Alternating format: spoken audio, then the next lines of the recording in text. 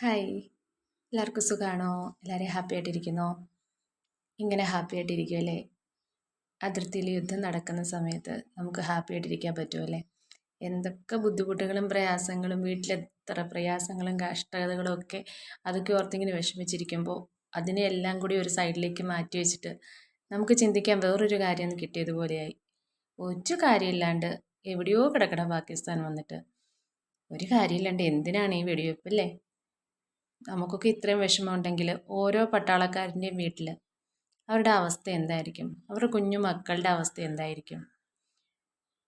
പോയിട്ട് വരാമെന്ന് പറഞ്ഞ് വീട്ടിൽ നിന്ന് ഒരു ദിവസം ഇറങ്ങിപ്പോയ ആള് എവിടെയാണ്, എന്താണ് ചെയ്യുന്നത്, തിരിച്ചു വരുമോ, കാണാൻ പറ്റുമോ? അവരുടെ ഭാര്യമാരുടെ അവസ്ഥ, അമ്മമാരുടെ അവസ്ഥ, കുഞ്ഞു മക്കളൊക്കെ ഉണ്ടാവില്ലേ, അവരുടെയൊക്കെ അവസ്ഥ എന്തായിരിക്കുമല്ലേ? ഞാൻ എപ്പോഴും ഓർക്കും, നമുക്ക് ഇത്രയും ഭയം ഉണ്ടായിട്ട് നമ്മളിങ്ങനെ ദൂരെ കേരളത്തിൽ കിടക്കുന്ന നമുക്ക് പോലും ഇത്രത്തോളം ഭയമുള്ളപ്പോൾ നമ്മുടെ സോൾജിയേഴ്സിൻ്റെ ഒക്കെ വീട്ടിലെ അവസ്ഥ എന്തായിരിക്കും അല്ലേ? സത്യത്തിൽ സ്നേഹവും സമാധാനവും ഞാൻ എപ്പോഴും ഓർക്കും. ഒരു ഏജ് നമുക്കൊക്കെ ഒരു പ്രായത്തിൽ നമുക്കൊക്കെ ഭയങ്കര ചോരത്തിളപ്പുള്ള ഒരു പ്രായമുണ്ട്. എല്ലാം വെട്ടിപ്പിടിക്കാനും മറ്റുള്ളവരെ തോൽപ്പിക്കാനും മുൻപന്തിയിലെത്താനൊക്കെ വാശി കാണിക്കുന്ന ഒരു പ്രായമുണ്ട്. പിന്നീട് ഏജ് കൂടുന്തോറും ഓരോരുത്തർക്കും പക്വതയും ഇരുത്തം വരുന്ന ഒരു സമയമുണ്ടല്ലേ? പലരും പറഞ്ഞു കേട്ടിട്ടുണ്ട്, ഒരു പ്രായത്തിലെത്തുമ്പോൾ പിന്നെ വാശി ഉണ്ടാവില്ല, എനിക്കത് വേണം ഇത് വേണം എന്നൊക്കെ പറഞ്ഞ് വാശി പിടിക്കുന്ന ആളുകൾ എന്തെങ്കിലും കിട്ടിയാൽ മതി എന്നൊരവസ്ഥയിലേക്ക്, കാരണം ഇതൊന്നും അല്ല ജീവിതം എന്നുള്ള ഒരു ഇതിലേക്ക് മാറും എന്നൊക്കെ പറഞ്ഞു കേട്ടിട്ടുണ്ട്. എന്നിട്ടും എന്താണ് ഈ പാകിസ്ഥാൻ്റെ പ്രധാനമന്ത്രിക്ക് ആ ഒരു ഇരുത്തം വരാത്തത് ഞാൻ എപ്പോഴും ചിന്തിക്കും. പുള്ളി എന്താണ് ഈ വെട്ടിപ്പിടിക്കാനും അതുപോലെ ഈ തമ്മിൽ തല്ലാനും എന്ത് സുഖമാണാവോ കിട്ടണത്? എത്ര പാവങ്ങളാണ് ഒന്നും അറിയാണ്ട് ഇല്ലാണ്ടായി പോണല്ലേ? എത്ര കുടുംബങ്ങളാണ് ഒരു കാര്യമില്ലാണ്ട് അനാഥരായി പോകുന്നത്, പ്രതീക്ഷകൾ നഷ്ടപ്പെട്ടു പോണല്ലേ? എന്താണ് സ്നേഹവും സമാധാനത്തിനും ഒരു പ്രാധാന്യം ഇല്ലാതായി പോണെന്ന് ഞാനിപ്പോഴും ഓർക്കും. എന്ത് സുഖമുള്ളൊരു കാര്യമാണല്ലേ സ്നേഹിക്കപ്പെടുക എന്നൊക്കെ പറയുന്നല്ലേ? പക്ഷേ എന്തുകൊണ്ടോ പലർക്കും ഇന്നത് പറ്റാറില്ല. സ്നേഹവും ശാന്തിയും ഒക്കെ ഉണ്ടായിരുന്ന ഒരു കാലം ഉണ്ടായിരുന്നു.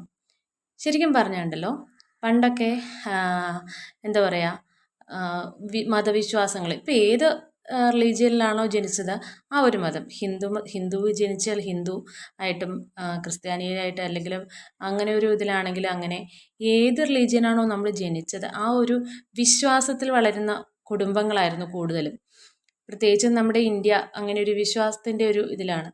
എല്ലാ മതങ്ങളെയും ഒന്നായി കാണുന്ന ഒരു വിശ്വാസമാണല്ലോ ഇന്ത്യക്ക് ഉള്ളത്, ആ ഒരു പൈതൃകമാണല്ലോ ഉള്ളത്.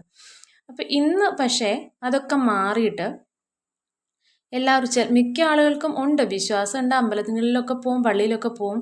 പക്ഷെ റിലീജിയസ് ആണെന്ന് പറയാനായിട്ട് എന്തോ ഒരു കുറച്ചിലുള്ള പോലെയാണ് എല്ലാവർക്കും, പ്രത്യേകിച്ച് ഹിന്ദു മതത്തിൽപ്പെട്ടവർക്ക്. അതിനൊരു കാരണം കൂടിയുണ്ട്. അമ്പലത്തിൽ പോയി എന്ന് പറഞ്ഞാലോ അല്ലെങ്കിൽ ഒരു കുറി തൊട്ടാലോ കയ്യിലൊരു ചരട് കെട്ടിയാലോ അല്ലെങ്കിൽ ഒരു കാവ്യമുണ്ടെടുത്താലോ മതം മാറി അതൊരു രാഷ്ട്രീയത്തിലേക്ക് കടക്കുന്ന ഒരു ഇതായി മാറിയിട്ടുണ്ട്. അതിനെ ഒരു രാഷ്ട്രീയ നിലപാട് പോലെ എടുക്കുന്ന ഒരു അത് ചിലപ്പോൾ ആ ഒരു രാഷ്ട്രീയത്തിലായിരിക്കില്ല അവർ ചിന്തിക്കുന്നതും പ്രവർത്തിക്കുന്നതും. എങ്കിൽ പോലും അങ്ങനെയൊക്കെ ഈ ചരട് കെട്ടുന്നതും ചന്ദന കുറിയണിയുന്നതും കാവ്യമുണ്ടും ഇതൊക്കെ ചില രാഷ്ട്രീയത്തിൻ്റെ ഒരു ഭാഗമായിട്ട് മാറിയതോടുകൂടി പലരും എന്താ പറയുക, അമ്പലത്തിൽ പോകാനും അല്ലെങ്കിൽ ഞാനൊരു ഹൈന്ദവനാണെന്ന് പറയാൻ പോലും മടിക്കുന്ന ഒരു സിറ്റുവേഷനിലേക്ക് എത്തി അല്ലേ? പലരും അങ്ങനെ തന്നെയാണ്, ഉള്ളിലുണ്ടെങ്കിലും പുറത്ത് പറയാനായിട്ട് അവർ കുറച്ചിലായിട്ട് കാണുന്ന ഒരു ഇത്. അതുപോലെ തന്നെ എന്തെങ്കിലും എന്ന് പറഞ്ഞാൽ നമുക്കൊന്ന് നല്ലത് വരാൻ നമുക്ക് പ്രാർത്ഥിക്കാം, അല്ലെങ്കിൽ ഞാൻ പ്രാർത്ഥിക്കാം എന്നൊക്കെ പറഞ്ഞാൽ പ്രാർത്ഥിച്ചിട്ട് എന്ത് കിട്ടാനാണ്? ഇത് 2025 നൂറ്റാണ്ട് മാറി അങ്ങനെ കുറേ പറഞ്ഞ് അങ്ങനെ കളിയാക്കുന്ന ആളുകളുടെയും ഒരു കാലഘട്ടമായി മാറി അല്ലേ? ശരിയാണ്, എല്ലാം പ്രാർത്ഥനയിൽ അധിഷ്ഠിതമല്ല, പ്രവൃത്തിയാണ് വേണ്ടത്, സത്യമാണ്, പ്രവർത്തിക്കണം.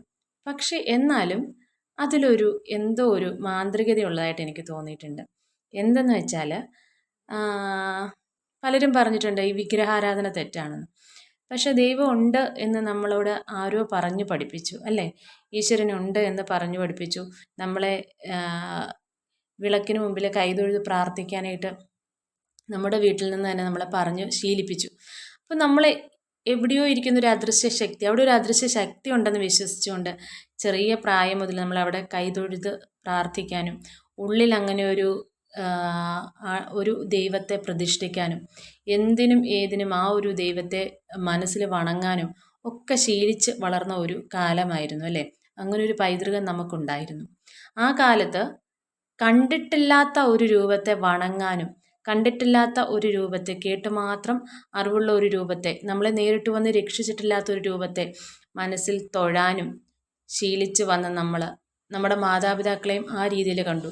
നമ്മളോട് പറഞ്ഞു പഠിപ്പിച്ചിരിക്കുന്നതും കേട്ട് ശീലിച്ചതും അതാണ്. അച്ഛനമ്മമാർ കാണപ്പെട്ട ദൈവങ്ങളാണെന്ന്. കാണാത്ത ദൈവത്തെ വണങ്ങുന്നത് പോലെ തന്നെ കാണുന്ന ദൈവത്തെയും കാണപ്പെട്ട ദൈവത്തെയും വണങ്ങി ശീലിച്ച മക്കളായിരുന്നു നമ്മുടെ നാട്ടിലുണ്ടായിരുന്നത്. പിന്നീട് പരിഷ്കാരങ്ങൾ വന്നതനുസരിച്ചിട്ട് അങ്ങനെ കാണാത്തതിനെ ഒന്നും വിശ്വസിക്കേണ്ട കാര്യമില്ല. അങ്ങനെ ദൈവം ഒന്നൊന്നും ഇല്ല, എല്ലാം ശാസ്ത്രത്തിന് അധിഷ്ഠിതമാണ് എന്ന ഒരു നിലപാടിലേക്ക് എല്ലാവരും എത്തിയപ്പോൾ ശാസ്ത്രമാണ് വലുതെന്ന് കണ്ടെത്തി. സത്യത്തിൽ ഈ ശാസ്ത്രവും ഈശ്വരനും എല്ലാം ഒന്ന് തന്നെയാണ്. വിദ്യാഭ്യാസം കൂടുന്നതനുസരിച്ചിട്ട് ആ അദൃശ്യ ശക്തിയെ ശാസ്ത്രമെന്ന് വിളിക്കുമ്പോൾ നമ്മുടെ പൂർവികർ അതിനെ ഈശ്വരനെന്ന് വിളിച്ചു എന്ന് മാത്രമേ ഉള്ളൂ. ശരിയല്ലേ? എല്ലാം നമ്മൾ പ്രവർത്തിച്ചാൽ മാത്രമേ ഉണ്ടാവുകയുള്ളൂ, അത് സത്യമാണ്. പ്രവർത്തിക്കണം. പക്ഷെ നമ്മൾ പ്രവർത്തിക്കുന്നതനുസരിച്ച് നമുക്ക് ചെയ്തു തരാൻ എവിടെയോ ഒരു അദൃശ്യ ശക്തിയുടെ ഒരു കരങ്ങളുണ്ടെന്ന് പലപ്പോഴും വിശ്വസിക്കുന്നവർക്ക് തോന്നിയിട്ടുണ്ട്. എവിടെയോ ഒരു അദൃശ്യ ശക്തി ഉണ്ടെന്ന്. അല്ലെങ്കിൽ നമ്മളൊക്കെ എവിടെ നിന്നാണ് ജന്മം കൊണ്ടത് അല്ലേ? നമുക്കൊക്കെ ഈ ഒരു രൂപവും ഈ ഭംഗിയുള്ളൊരു പ്രകൃതിയും ഇതെല്ലാം സൃഷ്ടിച്ചത് ആരായിരിക്കും? അങ്ങനെ ഒരു സൃഷ്ടാവ് ഉണ്ടാവില്ലേ? അല്ലെങ്കിൽ ഈ ശാസ്ത്രത്തിൻ്റെ ആ ഒരു ഇതുകൊണ്ട്, സയൻസാണ്, എല്ലാം സയൻസിൽ അധിഷ്ഠിതമാണ്, ശരിയാണ്. ആ സയൻസിനെ നമുക്ക് ഈശ്വരനെന്ന് വിളിച്ചാൽ എന്താ കുഴപ്പം? കാരണം നമുക്ക് ഈ രൂപവും നമുക്ക് ഈ ഒരു ജന്മവും തന്നത് ആ ശാസ്ത്രമാണെങ്കിൽ ഒന്ന് വണങ്ങിയാൽ എന്താ കുഴപ്പം? നമ്മുടെ മാതാപിതാക്കളിൽ നമുക്ക് ജന്മം നൽകിയ നമ്മുടെ മാതാപിതാക്കളെ നമ്മൾ ബഹുമാനിക്കുന്നില്ലേ? ഒരു അദൃശ്യ ശക്തിയെ നമ്മൾ ബഹുമാനിച്ചാൽ ഒരു കുഴപ്പവുമില്ല. നിരീശ്വരവാദികളായിട്ട് വളരുക എന്നുള്ളവർ ആ ഒരു ഇതിലേക്ക് വന്നപ്പോഴാണ് ശരിക്കും പറഞ്ഞാൽ ബഹുമാനമില്ലാതായത്. ഒരു അദൃശ്യ ശക്തിയെ വണങ്ങി ജീവിച്ചിരുന്ന ഒരു കാലഘട്ടത്തിൽ എല്ലാവരെയും ബഹുമാനിക്കാനായിട്ട് നമ്മുടെ കുഞ്ഞുങ്ങളെ ശീലിച്ചിരുന്നു. പിന്നീട് ഈശ്വരനൊന്നുമില്ല, അങ്ങനെയൊന്നുമല്ല, നമ്മൾ പ്രവർത്തിക്കുന്നതനുസരിച്ച് മാത്രമേ എല്ലാം നടക്കൂ എന്നൊരു ധാർഷ്ട്യം വന്ന് ബഹുമാനം എന്നൊന്നും ഇല്ലാതായി. അത് നമ്മളെക്കാൾ മുതിർന്നവരായിക്കോട്ടെ, നമ്മളെക്കാളും പ്രായം കുറഞ്ഞവരായിക്കോട്ടെ, ഏത് ഇതിലുള്ളവരെയും ഒരു ധാർഷ്ട്യത്തോടെ മാത്രം കാണുന്ന ഒരു തലമുറ വളർന്നു വന്നു അല്ലേ? ശരിയല്ലേ? ഇന്ന് ആർക്കും ആരോടും ഒരു ബഹുമാനമോ അല്ലെങ്കിൽ ഒരു ഭയമോ ഒന്നും തന്നെയില്ല. അതിൻ്റെ ഭാഗമായിട്ടാണെന്ന് തോന്നുന്നു ഒരുപാട് എന്താ പറയുക, എന്തെങ്കിലും ഒന്ന് പറഞ്ഞ രണ്ടാമത്തിന് കൊലപാതകമാണ്. എന്തുമാത്രം കൊലപാതകങ്ങളാണ് നമ്മൾ കേൾക്കുന്നത് അല്ലേ?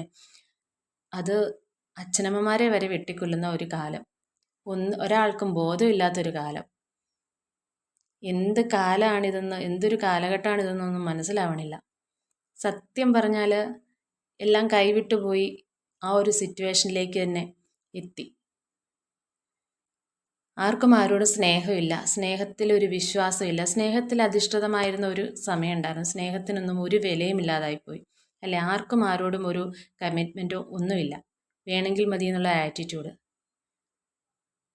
ഇതിനെല്ലാം ഇടയിൽപ്പെട്ട് വിങ്ങുന്ന ഒരുപാട് പേരുണ്ട്. സത്യത്തിൽ ഇറങ്ങുകയും ചെയ്തു എന്നാൽ അങ്ങ് എത്തിയില്ല എന്നുള്ളൊരവസ്ഥയിൽ ജീവിക്കുന്ന ആളുകളുണ്ട്. എന്ന് വെച്ചാൽ ഇന്നും സ്നേഹത്തിൽ ജീവിക്കാൻ ആഗ്രഹിക്കുന്നു, എന്നാൽ ഈ കാലം ഇതാണെന്ന് മനസ്സിലാകുന്നുമുണ്ട്. പക്ഷെ അതിലേക്ക് എത്താനും പറ്റുന്നില്ല, എന്നാൽ ആഗ്രഹിക്കുന്നതൊട്ട് കിട്ടുന്നുമില്ല. അങ്ങനെയും ഒരുപാട് ആളുകളുണ്ട്. ഈ കാലഘട്ടത്തിൽ നിന്ന് എന്ന് തിരിച്ച് പഴയതിലേക്ക് പോകുമെന്നുള്ളതല്ല, തിരിച്ചറിവിൻ്റെ ഒരു കാലം എന്നുണ്ടാവും. ഈ ഒരു അഹങ്കാരവും തന്നിഷ്ടവും മാറി മനുഷ്യനെ മനുഷ്യനായി കാണാനും സ്നേഹിക്കാനും കഴിയുന്ന ഒരു കാലം എന്ന് തിരിച്ചു വരുമെന്ന് അറിയില്ല. അങ്ങനെ ഒരു കാലം വരുമെന്ന് നമുക്ക് പ്രതീക്ഷിക്കാം അല്ലേ? തീർച്ചയായിട്ടും നമ്മൾ ഓരോരുത്തരും ശ്രമിച്ചാൽ നമ്മളെക്കൊണ്ട് സാധിക്കും. നമുക്ക് ചുറ്റിലുമുള്ളവരെ നമുക്ക് ചേർത്ത് നിർത്താം, സ്നേഹിക്കാം, നമ്മളാൽ ആകും വിധം സഹായിക്കാൻ ശ്രമിക്കാം. വഴക്കും പിണക്കും ഒക്കെ ഉണ്ടാവും, അതൊരു പരിധിയിൽ കൂടുതൽ. മനസ്സിൽ ഒളിപ്പിക്കാൻ പറ്റുന്നതാണെങ്കിൽ ഒളിപ്പിക്കുക, വേണ്ടാന്ന് വയ്ക്കാൻ പറ്റുന്ന വഴക്കുകളാണെങ്കിൽ വേണ്ടാന്ന് വയ്ക്കുക. പറഞ്ഞു തീർക്കാൻ പറ്റുന്നതാണ് ഏറ്റവും നല്ലത്, പറഞ്ഞു തീർക്കുക എന്നുള്ളത് തന്നെയാണ്. മനസ്സിൽ സൂക്ഷിച്ച് വെക്കുമ്പോഴാണ് അത് വലിയ വലിയ പ്രശ്നങ്ങളിലേക്ക് പോകുന്നത്. പറഞ്ഞു തീർക്കുക. സ്നേഹിക്കാൻ പറ്റുന്നിടത്തോളം ആവോളം സ്നേഹിക്കുക.